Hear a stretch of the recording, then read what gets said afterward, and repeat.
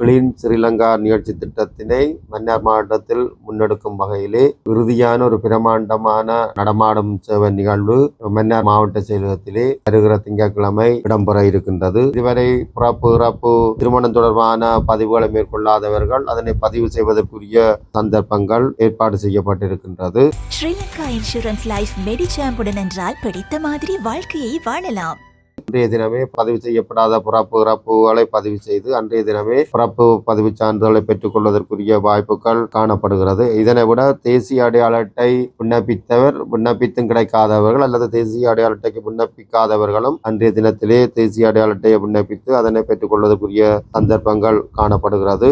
மன்னார் மாவட்டத்திலே வேலையேற்றிருக்கும் இளைஞர் யுவதிகளுக்கு வேலைவாய்ப்பு வழங்கும் வகையிலே மன்னார் மாவட்டத்தில் இருக்கிற ஏ ஆடை தொழிற்சாலை 600 பேருக்கு வேலைவாய்ப்பு வழங்க தயாராயிருக்கிறது. கீல்ஸ் நிறுவனம் 400 பேருக்குரிய வேலைவாய்ப்பினை வழங்குவதற்கான கோரிக்கையினை விடுத்திருக்கிறார்கள். கூல்மேன் நிறுவனம் 150 பேருக்கு வேலைவாய்ப்பு வழங்குவதற்கான கோரிக்கையினை விடுத்திருக்கிறார்கள். காகல்ஸ் ஃபுட் சிட்டியும் 5 பேருக்கு உரிய வேலைவாய்ப்பு வழங்குகிற விண்ணப்பத்தை நமக்கு சமர்ப்பித்திருக்கிறார்கள். எனவே மன்னார் மாவட்டத்தில் வேலையேற்றி இருக்கின்ற இளைஞர் யுவதிகள் இதிலே கலந்து கொண்டு தங்களுக்கு பொருத்தமான வேலைவாய்ப்பினை பெற்றுக் கொள்வதற்குரிய சந்தர்ப்பங்கள் காணப்படுகிறது. மன்னார் மாவட்டத்திலே முக்கிய பிரச்சனை இருக்கிற போதைப் பொருள் தொடர்பான விழிப்புணர்வு கருத்தரங்கம் விழிப்புணர்வு நாடகமும் அன்றைய தினம் நடைபெற இருக்கின்றது. உங்களால் முடிந்தால் எனது மகனை எனக்கு திருப்பி தாருங்கள். அம்மாக்கள் அழாத நாட்டிற்காக அகன்று செல். முழு நாடுமே ஒன்றாக தேசிய செயற்பாடு.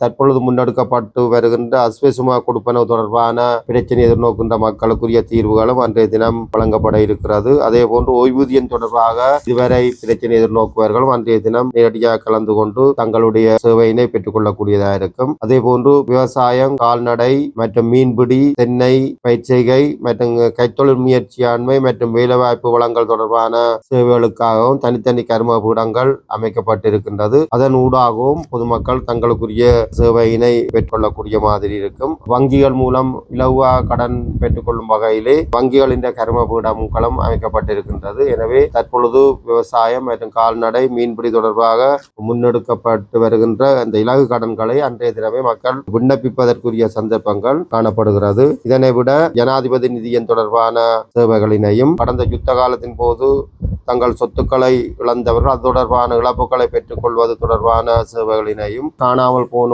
அலுவலகம் மூலம் தேவைப்படும் சேவைகளினையும் மக்கள் பெற்றுக்கொள்ளக்கூடியதாக இருக்கும். 100 பயனாளிகளுக்கு அன்றைய தினம் நிரந்தரமான பூரண உறுத்தை பயனாளிகளுக்கு வழங்கும் வகையிலான அளிப்புறுதிகளும் வழங்கப்பட இருக்கிறது.